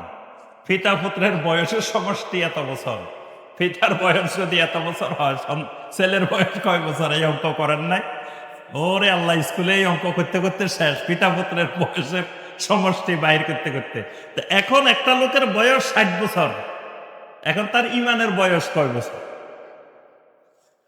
এটা ওই আগের কথাটা বুঝেন নাই, এই জন্য উত্তর দিতে পারেন না। এই প্রশ্নটা করছি এই জন্য আগের কথাটা বুঝেন নাই, যে আল্লাহ রাব্বুল আলামিন বান্দার ফেতরতের মধ্যে তাওহীদ দিয়ে দিছেন। তো ফেতরতের মধ্যে তাওহীদ দিছেন মানে কি? মানে হলো মায়ের পেটে যখন সন্তানের রূহ আসে, এই রূহ আসার সাথে সাথে রূহের সাথে ঈমানও এসে যায়, তাওহীদও এসে যায়। তাহলে আপনার বয়স গণা শুরু হয়েছে, আপনি দুনিয়াতে যেদিন আসছেন ওই দিন থেকে বয়স গণা শুরু হয়েছে, ওই দিন থেকে আপনার বয়স ৬০ বছর, কিন্তু আপনার ইমানের বয়স আরো বেশি। কি বুঝে আসছে? মায়ের পেটে রু আসে কয় মাস পরে? জি, ১০ মাস পরে। ও আল্লাহ, ১০ মাস পরে রু আসে। ১০ মাস পরে তো দুনিয়াতে চলে আসে। মায়ের পেটে রু আসে কয় মাস পরে? ৮০ থেকে ৯০ দিন। ৮০ থেকে ৯০ দিন, মানে সর্বোচ্চ ৩ মাসের মধ্যে একটা সন্তানের রু আসে। এজন্য ৩ মাস পরে কোন সন্তান নষ্ট করা, সন্তান হত্যা করার সামিল। কারণ তার রু এসে গেছে, সে একটা মানুষের রূপ লাভ করছে, তার পরিপূর্ণ মানুষের রূপ লাভ করছে, ৩ মাস বয়সে তার রু এসে গেছে। এই জন্য রু আসা অবস্থায় কোন সন্তান নষ্ট হয়ে গেলে দুনিয়াতে আসার আগে মায়ের পেটে মারা গেছে। অনেক সাহাবায়ে কেরামের মত হইল তার জানাজা হবে, অনেকের মত হইল তার জানাজা হবে না, কিন্তু কোন কোন সাহাবী জানাজা পড়তেন তার, কারণ সে মানুষ হয়ে গেছে, মায়ের পেটে তার রু এসে গেছে। তাহলে ৮০ থেকে ৯০ দিনের মধ্যে কি এসে যায়? রু এসে যায়। তাহলে ধরেন মায়ের পেটে ছিলেন আপনি ১০ মাস, তাহলে আপনার রুহের বয়স কয় মাস হয়েছে তখন? ৭ মাস। তাহলে আপনার বয়স যদি ৬০ বছর হয়, ইমানের বয়স কয় বছর? ৬০ বছর ৭ মাস। কি কথা বুঝে আসছে? এই আল্লাহ রাব্বুল আলামিন বান্দাকে রূহ দেওয়ার সাথে সাথে আল্লাহ পাক তাওহীদ দিয়ে দিয়েছেন, এটাকে বলে ফিতরত। নবী সাল্লাল্লাহু আলাইহি ওয়াসাল্লাম বলেন, কুল্লু মাউলুদিন ইউলাদু আলাল ফিতরা ফাআবওয়াহু ইউহাব্বিদানিহি আও ইউনাসসিরানিহি আও ইউমাজ্জিসানিহি। প্রত্যেকটা মানব শিশু ফিতরাতের উপরে জন্মগ্রহণ করে, ঈমানের উপরে জন্মগ্রহণ করে, তাওহীদের উপরে জন্মগ্রহণ করে। অতঃপর মা বাবা তাকে ইহুদি বানায়, মা বাবা খ্রিস্টান বানায়, মা বাবা অগ্নি পূজারী বানায়, কিন্তু শিশুটা জন্মগ্রহণ করছে মুসলিম হয়ে। তো মুসলিম হয় কেমনে? ওই আল্লাহ রূহ দিছেন না, রূহের সাথে আল্লাহ তাওহীদও দিয়ে দিছেন। আচ্ছা, এই জন্য দেখেন, একটা মানব শিশু যখন দুনিয়াতে আসে, আগে মাথা আসে না পা আসে? যে আগে কি আসে? মাথা। আল্লাহর জমিনে বান্দা যখন ঢুকে মায়ের পেট থেকে, সে একটা জগতের মধ্যে ছিল, আরেকটা জগতে আসতেছে, আল্লাহর এই জমিনে আসতেছে। আল্লাহ রাব্বুল আলামিনকে সেজদা করে আল্লাহর এই জমিনে ঢুকতে হয়। আল্লাহকে সেজদা করে আল্লাহর এই জমিনে ঢুকতে হয়। আল্লাহকে সেজদা করা ছাড়া আল্লাহর এই জমিনে ঢুকার অনুমোদন নাই। এজন্য আগে পা আসে না, আগে মাথা দিয়ে আল্লাহকে সেজদা করে তারপরে আল্লাহর জমিনে ঢুকে। এটা হলো তাওহীদের আলামত। এই জন্য দেখবেন যেই মানুষটা বলতেছে, আপনি যদি জিজ্ঞেস করেন আল্লাহ কোথায়, কয় আল্লাহ সব জায়গায়, বলে না বাংলাদেশে। এই মানুষটারে আবার দেখেন যখন দোয়া করে, রব্বানা যালামনা আনফুসানা ওয়া ইল্লাম তাগফির লানা, হাত কোন দিকে? তো যদি আল্লাহ সব জায়গায়, এই লোক তো দোয়া করার সময় বলবে রব্বানা যালামনা আনফুসানা ওয়া ইল্লাম তাগফির লানা ওয়া তারহামনা লানাকুনান্না মিনাল খাসিরিন। কি হাত চারিদিকে ঘোরার কথা না? কি আল্লাহ যদি সব জায়গায় হয় তা হাত খালি উপরের দিকে কেন? হাত তো চারিদিকে ঘুরিব, কিন্তু হাত ঘুরে না। হাত কোন দিকে?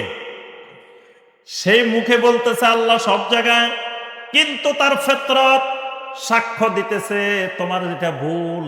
আসলে আল্লাহ সব জায়গায় না, আল্লাহ সত্তাগতভাবে উপরে। এজন্য তার হাত সাক্ষী দিতেছে আল্লাহ উপরে। মুশরিক কাফের মূর্তি পূজা করে, শিরিক করে, তারে যদি কোনো কিছু হয় বলে যে মিয়া উপরওয়ালা একজন আছে। হ্যাঁ, কাফেরও কয়, মুশরিকও কয়। শুনেন নাই, দেখবেন বাংলাদেশে মুসলিমেরা কিছু হইলে কয় যে উপরওয়ালা একজন আছে, উপরওয়ালা। তো এই কথাটা তার জবান থেকে কেন বাইরে? তার ফিতরতের মধ্যে ওই উপরওয়ালা একটা তাওহীদ দিয়ে দিছে। কিন্তু দুনিয়ার মানুষ তার তাওহীদটাকে ঢেকে ফেলছে, শিরিক দিয়ে ঢেকে ফেলছে, কিন্তু তাওহীদটা তার ভিতরে লুকায়িত আছে। তাহলে আল্লাহকে খুঁজে পাওয়ার জন্য, তাওহীদ পাওয়ার জন্য এক নম্বরে আল্লাহ কি দিছেন? বলেন যে ফিতরত দিছেন। কি দিছেন? আপনাদের কাছে এই ক্লাস মনে একেবারে নতুন মনে হইতেছে। কি নতুন ক্লাস? এর আগে আর তাওহীদের ক্লাস করেন নাই। তাওহীদের কমপক্ষে 50টা ক্লাস করতে হবে, তারপরে মনে করবেন যে আপনি মোটামুটি প্লে নার্সারির পড়া হয়েছে। এখন যদি 50টা ক্লাস কমপক্ষে না হয়, তা আপনি এখনো প্লে নার্সারির ক্লাসে হয়নি। আমার ক্লাসে আপনার একজন ইউনিভার্সিটির ভাইস চ্যান্সেলর, উনি 2টা ইউনিভার্সিটির ভাইস চ্যান্সেলর ছিলেন, এখন বর্তমানে নাই। তো উনি একদিন আমার তাওহীদের ক্লাসে বসছেন। তো বসার পরে আমাকে বলতেছেন ক্লাসের পরে যে জীবনে এত লেখাপড়া করলাম, এত কিছু শিখলাম, 2টা ইউনিভার্সিটির 4 বছর করে 8 বছর ভাইস চ্যান্সেলর ছিলাম, এখন দেখি প্লে নার্সারির পড়াই তো এখনো হয়নি। কারণ তাওহীদের ব্যাপারে তো আমি এখনো নার্সারিতে রয়ে গেছি। অন্য পড়ালেখা আমি এত উপরে উঠে গেছি, কিন্তু তাওহীদের লেখাপড়া কোথায়? এখনো ফেলেতে, এখনো নার্সারিতে। তাহলে আল্লাহর তাওহীদ খুঁজে পাওয়ার জন্য আল্লাহ প্রথমে আমাদেরকে সবাই কি দিছেন? ফিতরত। বলেন ফিতরত কি দিছেন? এটা সবাই দিছে, ধনী গরিব একেবারে প্রত্যেক মানুষকে আল্লাহ ফিতরত দিছে আল্লাহর তাওহীদ খুঁজে পাওয়ার। 2 নম্বরে আল্লাহ পাক দিছেন আকল। 2 নম্বরে কি দিছেন? আকল। আকল দিয়ে তাওহীদ খুঁজে পাইতে হবে। আকল দিয়ে কেমনে খুঁজে পাইবেন? দেখেন, আজকে হলো নভেম্বর মাসের কয় তারিখ? 12 তারিখ। এই নভেম্বর মাসের 12 তারিখ যত মিনিটে সূর্য উঠছে নরসিংদীতে, যত মিনিটে সূর্য ডুবছে, এই হাজার হাজার বছর ধরেই ঠিক তত মিনিটে নরসিংদীতে সূর্য উঠছে, তত মিনিটে সূর্য ডুবছে। 1 মিনিট আগেও উঠে নাই, 1 মিনিট পরেও ডুবে নাই। তাহলে এই সুচারু রূপে ব্যবস্থাপনা কে করে? যিনি করেন তিনি হলেন আহাদ, তিনি হলেন ওই তাওহীদ। আল্লাহ পাক কোরআনে কারিমে কয়েক জায়গায় বলছে, মুশরিকেরা বলে যে আমার ছেলে আছে, আমার এটা আছে, আমার ওইটা আছে। তো যদি এরকম আমার ছেলে থাকতো, তাহলে আমার এই পৃথিবীতে ভাগযোগ করে নিয়ে যেত। এই ছেলে করতে তো আমার এখান দিয়ে দাও, এ করতে আমার এখান দিয়ে দাও। তো পৃথিবীটা কয়েকভাবে চলতো। এক জায়গা দিয়ে সূর্য উঠতো, আরেক জায়গা দিয়ে ডুবতো, আরেক জায়গা দিয়ে আরেক অবস্থায় থাকতো। মানে একজন একদিকে নিয়ে যেত, সূর্য কয়েকটা থাকতো। এক সূর্যের অধীনে সারা পৃথিবী থাকতো না, কারণ সবাই তো ভাগযোগ করে ফেলতো না। তাহলে এটাই প্রমাণ করে যে আল্লাহ রাব্বুল আলামিন একক ক্ষমতার অধিকারী, একক তাওহীদের অধিকারী। আকল। জুবাইর ইবনে মুতাইম রাদিয়াল্লাহু তাআলা আনহু বলেন, আমি নবী সাল্লাল্লাহু আলাইহি ওয়াসাল্লাম যখন কোরআন তেলাওয়াত করতেন, আমি লুকায় লুকায় শুনতাম, প্রকাশ্যে শুনতাম না, দূরের থেকে লুকিয়ে লুকিয়ে নবী সাল্লাল্লাহু আলাইহি ওয়াসাল্লামের কোরআন শুনতাম। একদিন মাগরিবের সালাতে নবী সাল্লাল্লাহু আলাইহি ওয়াসাল্লাম সূরা তুর তেলাওয়াত করতেছেন, আমি বাহিরে দাঁড়ায় দাঁড়ায় শুনতেছি। নবী সাল্লাল্লাহু আলাইহি ওয়াসাল্লাম যখন তেলাওয়াত করতে করতে এই জায়গায় আসলেন, আম খুলিকু মিন গায়রি শাইইন আম হুমুল খালিকুন।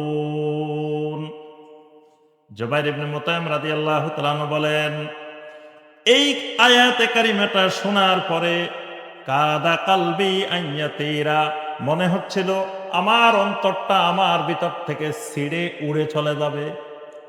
ওয়াদালিকা আউয়ালু মা ওয়াকারাল ঈমানু ফি কলবি। এই আয়াতে কারিমা শোনার পরে আমার কালব, আমার অন্তর ঈমানের দিকে ধাবিত করে।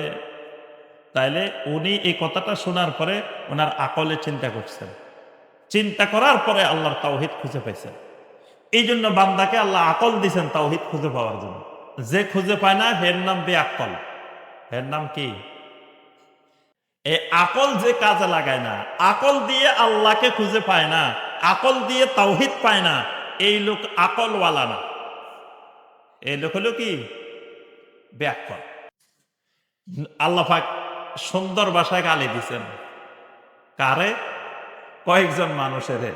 নবী সাল্লাল্লাহু আলাইহি সাল্লাম দুপুরে খাওয়া দাওয়ার পরে একটু বিশ্রাম নিতেছেন। নবী সাল্লাল্লাহু আলাইহি সাল্লামের মতো ব্যস্ত মানুষ আল্লাহর জমিনে কোনো মানুষ আসেও নাই, কিয়ামত পর্যন্ত আসবেও না। নবী সাল্লাল্লাহু আলাইহি সাল্লামের প্রতিটা সেকেন্ড মাপা মাপা গুরুত্বপূর্ণ। 23 বছর জিন্দেগিতে কিয়ামত পর্যন্ত যা কিছু দরকার সব তিনি কাজগুলা করে যাইতে হবে। আল্লাহ পাক প্রতিটা সেকেন্ডকে দামি বানাই দিয়েছেন। এখন তিনি তো মানুষ, একটু ঘুমানো লাগবে না, বিশ্রাম নেওয়া লাগবে না? এখন দূরের থেকে কিছু লোক আসছে আল্লাহ রসুলের সাথে দেখা করবে। এখন আল্লাহ রসুল ঘুমাইছেন, বিশ্রাম নিতেছেন দুপুরে। এদের কথা তো আমরা এত দূরের থেকে আইছি, আমরা তাড়াতাড়ি চলে যাবো, রাসুল ঘুমাইবো কেন? অনেকে এরকম মনে করে যে উনি ঘুমাইবো কেন, ওনার কাজে তো এটা, উনি সারাক্ষণ খালি আমাদের সাথে দেখা করবো, কথা বলবো। এখন নবী সাল্লাল্লাহু আলাইহি ওয়াসাল্লামের ঘরের বাইরে দিয়ে যায়, ঘুরে চারিদিক দিয়ে ঘুরে আর কয়, ইয়া মুহাম্মদ আখরিজ ইলাইনা, ইয়া মুহাম্মদ আখরিজ ইলাইনা। হে মুহাম্মদ সাল্লাল্লাহু আলাইহি ওয়াসাল্লাম, একটু বাইরে আসেন, একটু বাইরে আসেন, আমাদের তাড়াতাড়ি আছে, আমরা চলে যেতে হবে, আমরা একটু জরুরি কাজটা সারাই ফেলি। তা আল্লাহ সুবহানাহু ওয়া তাআলা বলছেন, ইন্নাল্লাযীনা ইউনাদুনা মিন ওয়ারাইল হুজুরাতি আকসারুহুম লা ইয়াকিলুন। নবী সাল্লাল্লাহু আলাইহি ওয়াসাল্লাম তো ঘুমাইতে পারেন নাই, উঠে গেছে। কিন্তু আল্লাহ পাক নবী সাল্লাল্লাহু আলাইহি ওয়াসাল্লামের ভিতরে এমন লজ্জা, এমন হায়া দিছেন, লজ্জায় তাদেরকে কিছু বলেনও নাই। নবী সাল্লাল্লাহু আলাইহি ওয়াসাল্লাম জীবনে কাউকে কোনো মন্দ বাক্য, কোনো কথা, কটু কথা নবী সাল্লাল্লাহু আলাইহি ওয়াসাল্লাম জীবনে বলেন নাই, লোকগুলোর কিচ্ছু বলেন নাই। কিন্তু আল্লাহর খলিলকে, আল্লাহর হাবিবকে কষ্ট দিবে, আল্লাহ এটা সহ্য করেন না। আল্লাহ পাক আয়াত নাযিল করে দিয়েছেন, ইন্নাল্লাযীনা ইউনাদুনা মিন ওয়ারাইল হুজুরাত। যে মানুষগুলো আমার নবীর হুজরার চারিদিকে ঘুরে ঘুরে খালি আমার নবীরে ডাকাডাকি করে, আকসারুহুম লা ইয়াকিলুন, এদের অধিকাংশের আকল নাই, বেআক্কল। আল্লাহ পাক কথাটা সুন্দর করে বলে দিয়েছেন যে আকসারুহুম লা ইয়াকিলুন, এদের অধিকাংশের আকল নাই, মানে কি? বেআক্কল। বেআক্কল না হলে আমার নবীর এইভাবে ডাকাডাকি করবে কেন? কারণ আমার নবীরও তো কিছু বিশ্রামের দরকার আছে, শরীর সুস্থ রাখার জন্য বিশ্রাম লাগবে, কিন্তু এরা ডাকাডাকি করছে। তাহলে বোঝা যায় আল্লাহ পাক মানুষকে আকল দিচ্ছেন, প্রত্যেকটা মানুষকে আকল দিচ্ছেন। এই জন্য কোরআনে দেখবেন বারবার আছে, তেলাওয়াত করে, আফালা তাকিলুন, তোমাদের কি আকল নাই? তোমরা কি অনুধাবন করবে না? তোমরা কি বুঝতে পারবে না? এই কথাটা আল্লাহ পাক বারবার বলছেন, প্রশ্ন করে, আফালা তাকিলুন, কারণ আমি তোমাকে আকল দিছি তাওহীদ খুঁজে পাওয়ার জন্য।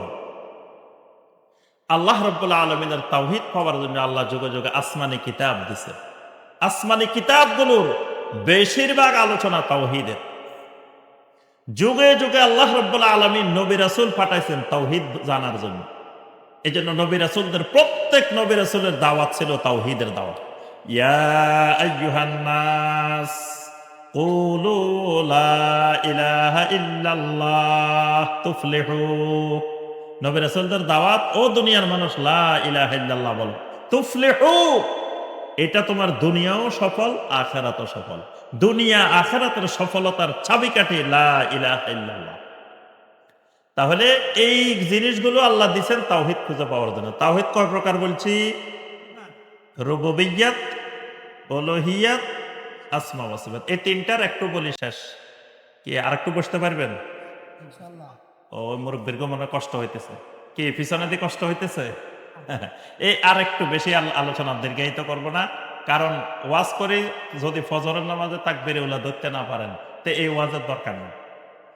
এই ওয়াজ না করে চুপ করে বসে থাকা ভালো। আমি একদিন নিজের বাস্তব ঘটনা, উত্তরবঙ্গে গেছি এক জায়গায়, তো আলোচনা করে রাত্রে ওখানে ছিলাম। ফজরের দেখি মসজিদে মুসল্লি নেই। তা আমি কই, ভাই কি ব্যাপার ইমাম সাহেব আজকে মুসল্লি নাই কেন? কই শাইখ জানেন না রাত্রে মাহফিল গেছে।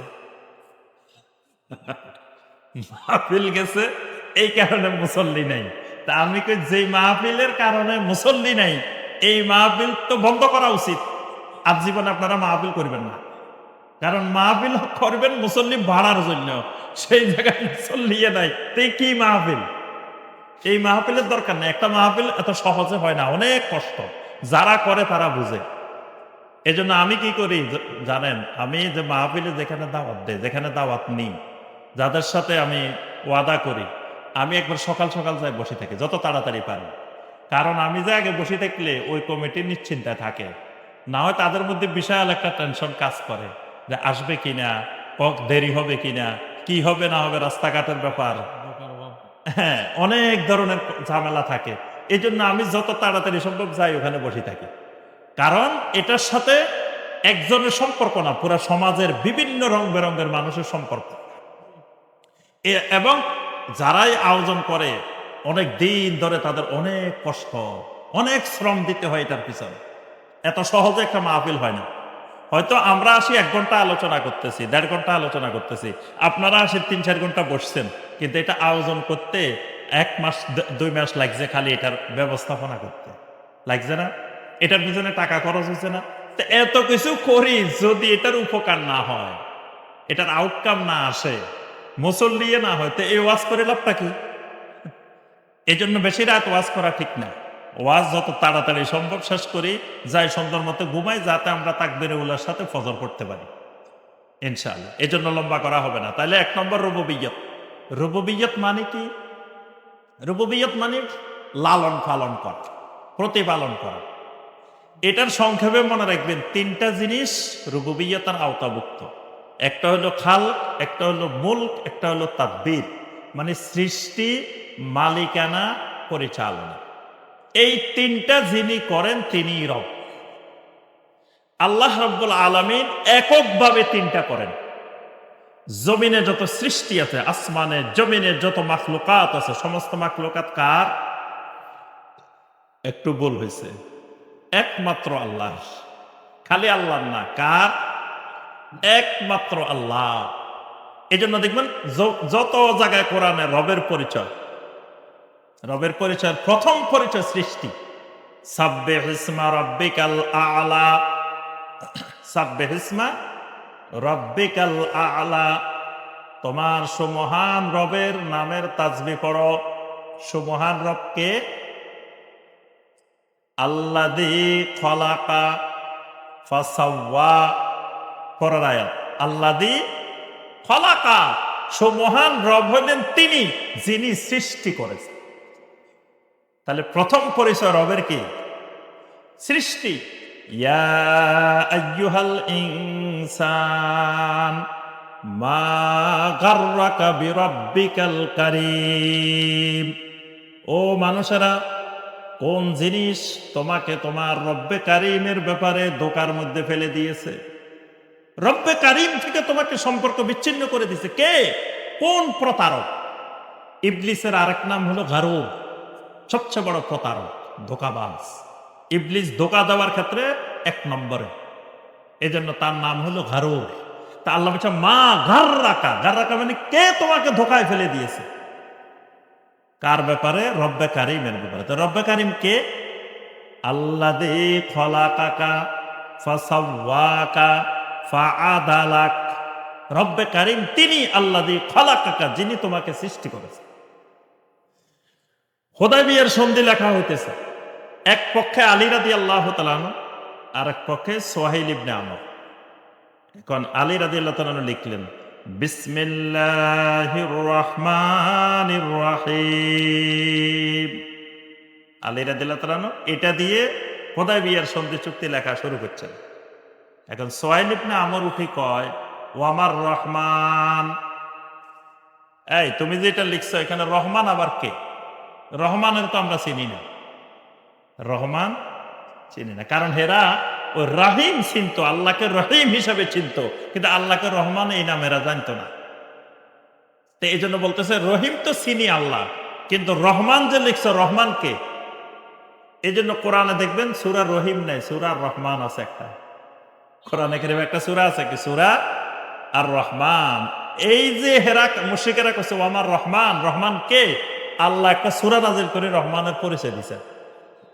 তো রহমানের পরিচয়টা কি? আর রহমান আল্লামাল কোরআন খলাকাল ইনসান আল্লামাহুল বায়ান। সুবহানাল্লাহ। রহমান হলেন তিনি যিনি আল্লামাল কোরআন, যিনি কোরআন শিখান। মানে এই কোরআন মুহাম্মদ সাল্লাল্লাহু আলাইহি ওয়াসাল্লামকে যিনি শিখান, যিনি নাজিল করেন, তিনি রহমান। এক নম্বর পরিচয়। কোরআনের ব্যাপারে তোমাদের প্রশ্ন যে কোরআন কোথা থেকে আসে, কোরআন কে বানায়? প্রথম এরা বলে যে কয় মনে হয় কোন কবির লগে মুহাম্মদ সাল্লাল্লাহু আলাইহি ওয়াসাল্লামের গোপন যোগাযোগ আছে, হে বানাই দিয়ে মুহাম্মদ সাল্লাল্লাহু আলাইহি ওয়াসাল্লাম আসে আমাদেরকে বলে। এরা অনেক অনুসন্ধান করছে আল্লাহ রাসূল কার সাথে উঠা বসা করে, কার সাথে কথা কয়। তখন তো মোবাইলের যুগ নেই, নয়তো কইতো যে মোবাইলে কথা কয়। এখন মোবাইলও নেই, কিচ্ছু নেই। তাহলে দিনে কার কাছে যায়, রাতে কার কাছে যায়, পাহারা দিছে। দেখে কিরে কারোর সাথে কোনো দেখা সাক্ষাৎ হয় নাই, সকালবেলা কোরআন তালাওয়াত করতেছে, কোরআনের আয়াত বলতেছে। আচ্ছা এবার কয় না, তাহলে কোনো কবির সাথে না, কোনো জিনের সাথে মনে হয় যোগাযোগ আছে। তা রাত্রে পাহারা দিছে অনেক দিন, কোনো জিনও দেখে না, কোনো মানুষও পাইল না, কোনো জিনও পাইল না। এখন তাদের প্রশ্ন, মুহাম্মদ সাল্লাল্লাহু আলাইহি ওয়াসাল্লাম তো এত সুন্দর লেখাপড়া জানে না, এত সুন্দর চমৎকার কথা এগুলা কেমনে বাইরে? তা আল্লাহ বলছেন আল্লামাল কোরআন।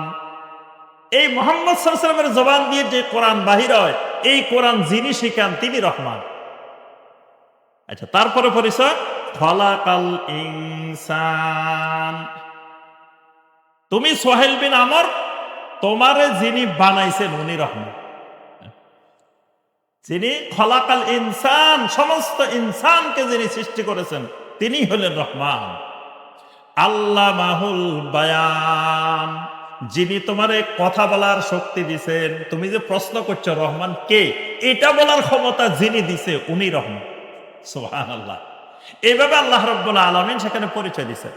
তাহলে আমরা যে কথাটা বলছিলাম যে এক নম্বরে আল্লাহর পরিচয় হলো কি? সৃষ্টি। দুই নম্বর পরিচয় মুলক। কোরআন একটা সূরা আছে, সূরা আল মুলক। দেখেন নবী সাল্লাল্লাহু আলাইহি ওয়াসাল্লাম এত ব্যস্ত মানুষ আল্লাহর জমিনে, কিন্তু নবী সাল্লাল্লাহু আলাইহি ওয়াসাল্লাম প্রতি রাত্রে ঘুমাইবার আগে সূরা আল মুলক তেলাওয়াত করে ঘুমাইতেন। আমরা প্রতিদিন সকালে এক পৃষ্ঠা তেলাওয়াতের সময় পাই না। নবী সাল্লাল্লাহু আলাইহি ওয়াসাল্লাম রাত্রে শুধু সূরা আল মুলক না, আরো কিছু সূরা তেলাওয়াত করে তারপরে ঘুমাইতেন, এত ব্যস্ততার মাঝেও। তাহলে এই মুলক মানে মালিকানা, সমস্ত মালিকানা হলো কার? তাবারাকাল্লাযী বিয়াদিহিল মুলক। সমস্ত মুলক, সমস্ত মালিকানা একমাত্র আল্লাহ। এটা আল্লাহর তাওহীদ। তিন নম্বর পরিচালনা। সৃষ্টি একমাত্র আল্লাহ, মালিকানা আল্লাহ। তা আল্লাহ কি ভাগ করে দিয়ে দিছে, ঠিক আছে এই সৃষ্টিও আমার, মালিকও আমি, যাও তুমি এই 10 কোটি পরিচালনা করো, এই 10 কোটি অমুকে করো, এই 5 কোটি অমুকে করো, এইটা অমুকে করো, এটা আমি রাখলাম। আল্লাহ কি এইভাবে ভাগ করে দিছে? হ্যাঁ, সব কিছুর পরিচালনা আল্লাহ নিজের হাতে রাখছে। বিয়াদিহিল মুলক, আল্লাহর হাতে রাখছে। যাররা পরিমাণ ক্ষমতা পরিচালনার আল্লাহ কাউকে দেন না। তাহলে এই সৃষ্টি, মালিকানা, পরিচালনার ক্ষমতা একমাত্র আল্লাহর জন্য নির্ধারণ করা, এটার নাম তাওহীদুর রুবুবিয়্যাহ। এবার আসেন উলুহিয়ত। উলুহিয়ত মানে ইবাদত। ইবাদত হবে কার? একমাত্র আল্লাহ। যত ইবাদত আছে সমস্ত ইবাদত একমাত্র আল্লাহর জন্য নির্ধারিত করা। আল্লাহ ছাড়া কারোর জন্য ইবাদত না করা, আল্লাহ ছাড়া কাউকে সেজদা না করা, আল্লাহ ছাড়া কারোর জন্য মান্নত না করা, আল্লাহ ছাড়া কারো নামে কোরবানি না করা, আল্লাহ ছাড়া কারো উদ্দেশ্যে পশু জবাই না করা, আল্লাহ ছাড়া কোনো কিছুকে ক্ষমতার মালিক মনে না করা, আল্লাহ রাব্বুল আলামিন ছাড়া কারো কাছে দোয়া না করা, এগুলা হলো তাওহীদুল উলুহিয়াত, ইবাদতের তাওহীদ। আরেকটা তাওহীদ আছে আসমা ওয়া সিফাত। আল্লাহর অনেক নাম আছে। আল্লাহর নাম কয়টা বলেন তো দেখি? জি না, এই কথাটাও ভুল। আল্লাহর অসংখ্য নাম। আল্লাহর কত নাম আমরা জানি না, অগণিত অসংখ্য নাম। এটা আল্লাহ ছাড়া কেউ জানেন না। তবে আল্লাহ আমাদেরকে ৯৯টা জানাইছে, বাকিগুলো জানান না। বাকিগুলো জানান নাই কেন? আমাদের ব্রেনটা ক্ষুদ্র, এটাতে এর বেশি দিলে আমরা ধারণ করতে পারবো না। এই জন্য আল্লাহর সব নাম আল্লাহ আমাদেরকে জানান নাই। যে কয়টা জানানোর মতো আমাদের শক্তি আছে, আমাদের ব্রেনের পাওয়ার আছে, এই কয়টাই আল্লাহ রাব্বুল আলামিন আমাদেরকে জানাইছেন। তো এরকম ৯৯টা জানাইছে। এই আল্লাহর যতগুলো নাম আছে সবগুলো নাম সুন্দর। আল্লাহ সবগুলা নাম ওয়ালিল্লাহিল আসমাউল হুসনা, আল্লাহর নামগুলা সুন্দর সুন্দর নাম, অসুন্দর একটা নামও নেই। আল্লাহর সিফাত আছে, সিফাত, সিফাত মানে আল্লাহর গুণ। আল্লাহ আরশের উপর উঠেছেন, আর রহমানু আলাল আরশি ইস্তাওয়া সুম্মা ইস্তাওয়া আলাল আরশ, আল্লাহ আরশের উপরে উঠেছেন। এই উঠাটা আল্লাহর একটা গুণ, আল্লাহর একটা সিফাত। আল্লাহ শেষ রাত্রিতে প্রথম আসমানে নামেন, অবতরণ করেন, এই নামাটা আল্লাহর একটা কি সিফাত। তারপরে কিয়ামতের দিন আল্লাহ আসবেন, এই আশাটা একটা সিফাত। আল্লাহ রাব্বুল আলামিনের চেহারা আছে, এই চেহারা আল্লাহর একটা সিফাত। আল্লাহ রাব্বুল আলামিনের কদম আছে, পা আছে, এটা আল্লাহর একটা সিফাত। তো এই সিফাতগুলো কেমন আমরা জানি না। বিশ্বাস করতে হবে 4টা জিনিস থেকে আল্লাহর সিফাতকে মুক্ত করে বিশ্বাস করার নাম তাওহীদুল আসমা ওয়া সিফাত। 4টা জিনিস কি? মিন গায়রি তাহরিফিন ওয়ালা তা'তিলিন ওয়ালা তামসিলিন ওয়ালা তাকইফিন। 4টা জিনিস। একটা হলো তাহরিফ, কোনো পরিবর্তন ছাড়া, বিচ্যুতি ছাড়া। আল্লাহ যেমনে বলছেন তেমনি, যতটুকু বলছেন ততটুকু, বাড়তি কিছু বলা যাবে না। 2 নম্বর তা'তিলিন, আল্লাহ বলছেন আছে, আমি নাই বলা যাবে না। আল্লাহ বলছেন আল্লাহর হাত আছে, আমি যদি কই না না না আল্লাহর আবার হাত কেমনে হয়, তার অর্থ হলো আল্লাহ বলছেন আছে, আমি কই নাই, আল্লাহর কথা মানতে পারতেছি না। আল্লাহর হাত বলছে, তা হাত কি আল্লাহ আমার মতো বলছে? আল্লাহ হাত না বলছে, তা আল্লাহর হাত আল্লাহর মতো, আমি জানি না কি রকম। কিন্তু যদি কই যে না না আল্লাহর হাত নাই, তার অর্থটা আমি আল্লাহর সিফাতকে অস্বীকার করলাম। এই জন্য আল্লাহর সিফাতকে অস্বীকারও করা যাবে না। এটা তামসিল, এটা ধরন নির্ধারণ করা যাবে না, মানে এটা ওইটার মতো এটা করা যাবে না। তারপরে এটার কোনো ধরন সুরত এটা নির্ধারণ করা যাবে না। এই 4টা থেকে মুক্ত হয়ে আল্লাহর সিফাতগুলোকে বিশ্বাস করতে হবে। তা আমরা আর আলোচনা দীর্ঘায়িত করব না। সম্মানিত ভাই বোনেরা, ওরে প্রশ্ন আছে তো আল্লাহ পাক আমাদের সবাইকে তৌফিক দান করুন, তাওহীদ জানার, তাওহীদ বুঝার, তাওহীদ মানার তৌফিক দান করুন। আমিন ইয়া রাব্বাল আলামিন। আপনাদের কাছে আরেকটা অনুরোধ করে যাব যে আপনারা বক্তাদেরকে বিব্রতকর পরিস্থিতিতে ফেলবেন না। কোরআনের মাজলিসে, কোরআনের আলোচনার মাঝখান দিয়ে কোনো ব্যাঘাত সৃষ্টি করা এটা হারাম, এটা জায়েজ নেই। যে কোনো আলেম আলোচনা করতেছেন, এর মাঝখান দিয়ে আরেকজন মেহমান আসছে, ভালো কথা, মেহমান আসবে যাবে, এটা মেহমান এলাকার মানুষ, আমরা অনেক দূরের থেকে আসছি। যারা মেহমান অতিথি, আজকে আপনাদের এখানে কতজন মেহমানের নাম আছে? যে গতকালকের মাহফিল ছিল 150। গতকাল আমার যেখানে মাহফিল ছিল পোস্টারে ওনারাই হিসাব দিছে 150 জন মেহমানের নাম আছে, আপনারা 50 জন কম হয়েছে।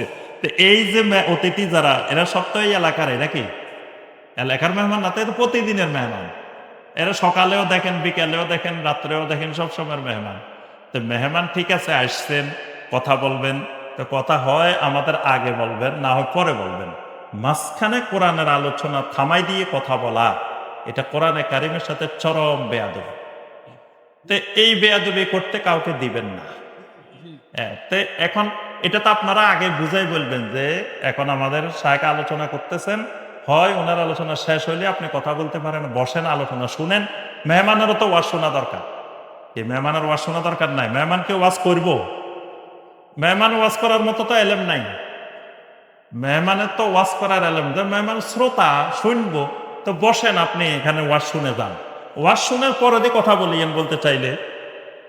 এখন আলোচনার মাঝখান দিয়ে আসি যদি আপনারাই অনুরোধ করেন যে শায়েক একটু মেহমান চলে যাব, তো মেহমান চলে গেলে অসুবিধা কি?